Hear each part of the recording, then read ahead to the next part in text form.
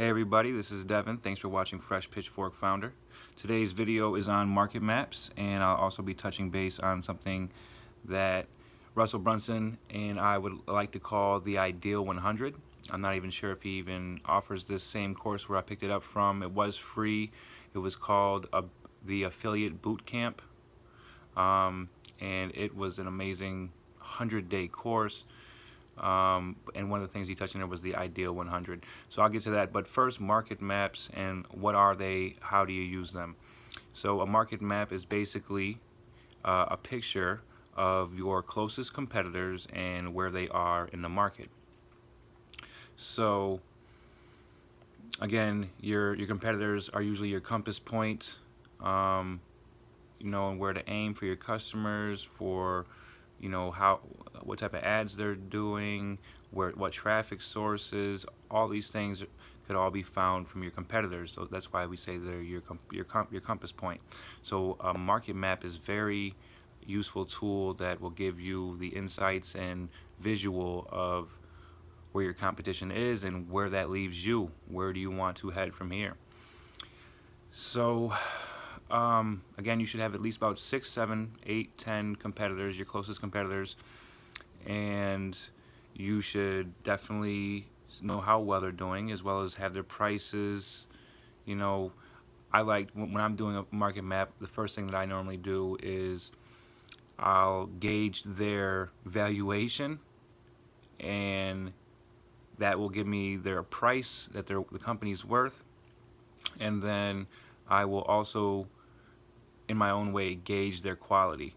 I'll place them in order on what I think their highest quality is, or what their strengths are, and I'll map them in that order, which will give me a good idea of who the competitors are and what their strengths are, and how I can go about doing a similar thing, or basically at least mirroring what the customer, the market, is expecting from these type of companies or suppliers.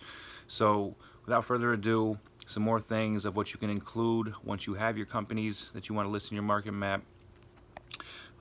This is actually something that I can't see how this is looking, but this is actually a competitive market map that I've just came across in a course that I purchased through AdSkills, and I will name the things that they're asking you to research and make sure that you know as best as possible where your competitors are doing in these certain things. So first thing is product names and types.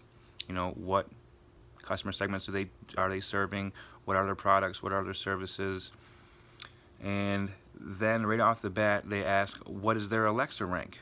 Almost like they're, I'm not even familiar with the Alexa rank, but I know it's just, it's voice search instead of just typing in Google search, and they have their own ranking as well. So what is their Alexa rank? What is their monthly traffic volume?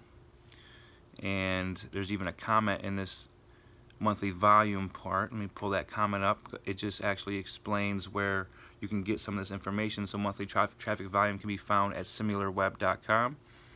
And the CEO, since I'm on that subject, CEO of SimilarWeb actually is a co-teacher in Google's free class on startups from Udacity. Worth checking out.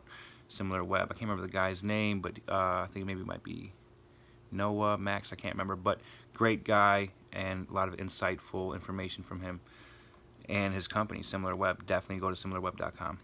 Then, after monthly traffic volume, they ask for landing pages. What does your competitors use for landing pages? How many do they have? What type of variations do they have? Do they have a blog URL? What is it? Do they have multiple? Do they have a fan page URL? How many Facebook followers do they have? Twitter URL. How many Twitter followers do they have? Same thing with Instagram. How many followers? Now, where do they buy traffic?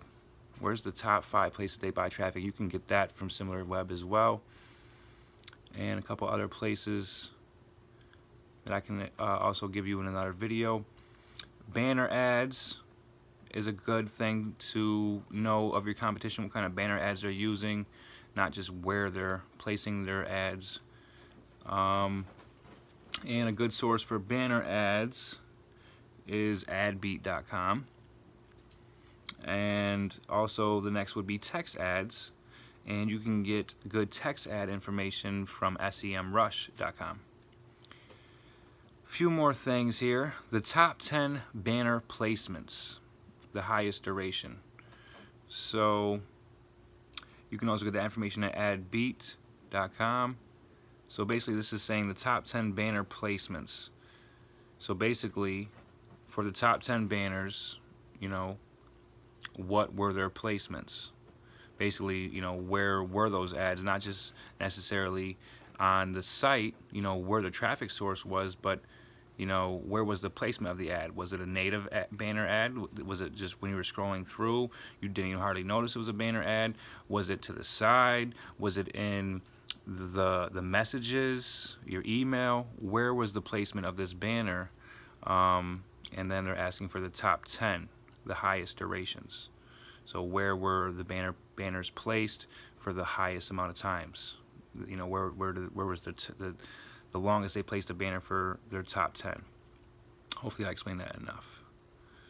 So after that, they're asking for their Facebook ads.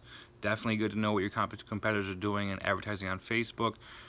If it's working, you can almost copy to a T, besides, you know, your company and your product, your brand name, your offers and products and services. But you can almost offer the same exact ad that you know is working, same color, same font, same feel, same picture. Maybe not the same picture, but a very similar one. So you definitely want to know your competitors' Facebook ads, as well as your AdWords and paid keywords. So what are your competitors using on AdWords? You can also get this information on SEMrush.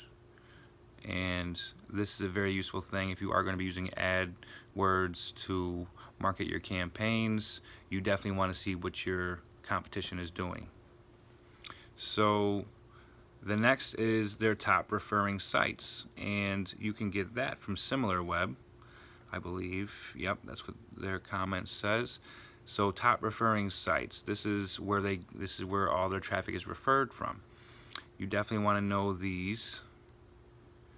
Top downstream sites. Let's see what that one. So you can get that from SimilarWeb too, and there might be a monthly fee to get some of this information. They don't offer all the information for free on SimilarWeb, and I imagine not for SEMrush either. So top downstream sites. This means the top sites that people go to after they click your site. That's what a downstream is. Upstream is where it was before they came to your site. That's their traffic sources, the referring sites. Number of backlinks. Obviously, I hope you know what backlinks are. If you're not, backlinks are just links on your blog post or your page that link up to another credible source of information. Google uses these backlinks in helping rate and register, or number which information to list when they search something specific. So the more backlinks you have typically, and the better your backlink, the higher you're going to rank in Google. And the last thing that they ask you to find out for your competition is the 3 most linked to pages. Okay, so obviously referring to the backlinks, where, what pages have the most linked to them. In other words, this information was so good that everybody is sharing it. Which are the 3 pages for that? Which is their highest shared pages? What are the top 3? So that is a basic look at your market map. To get into the ideal 100, so I can make this video as quick as possible, even though I can never get down to 5 minutes. I'm always around 9 minutes. I apologize for that, guys. I will be getting better. So to get to your ideal 100, I was trying to review what this really meant, but I couldn't really find the information, so I'm basically going to have to wing it. And how I remember the Ideal 100 is basically, think of your top 100 customer segments, or think of your top 100 influencers or partners. And this Ideal 100 is a great way to get a good image, and something you have to build. You can guess what your Ideal 100 is, but your guess is just a starting point, and you're going to actually get better. You might put someone on your Ideal 100 that isn't ideal, you just thought they were, and then you'll find out later on that actually no, we're going to replace that person who is less ideal with someone who is definitely ideal. I definitely think of this as more with partnering with influencers.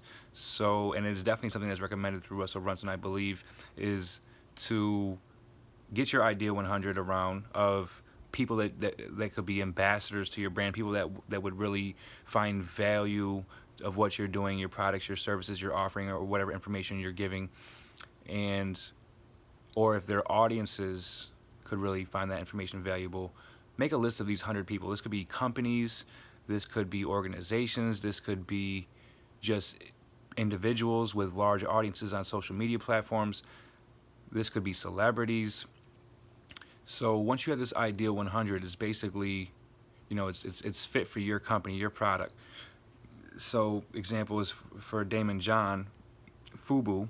I'm sure he had his Ideal 100, and that's how LL Cool J was on that list. He knew that if he can get FUBU on LL Cool J and just get a picture of that to share with the world, then, you know, that would be his ideal customer, that is his ideal audience, and that's why LL Cool J is his ideal ambassador or partner.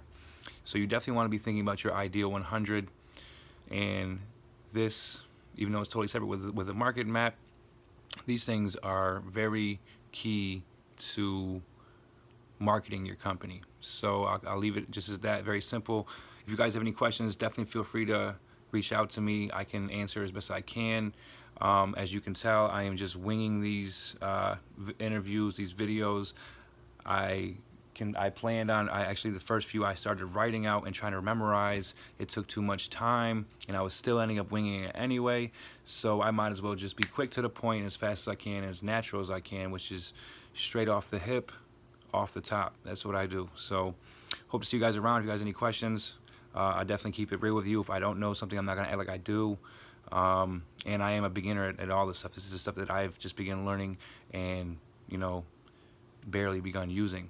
So thanks for watching Fresh Pitchfork Founder. Tomorrow's video is actually gonna be on something that I'm very excited about. I almost made it today's video instead of this, even though I didn't want to switch it around too much. So tomorrow's video is going to be on stages of awareness, the five stages of awareness that your customer will go through, the buying journey and experience. I will talk to you guys tomorrow. Enjoy your day.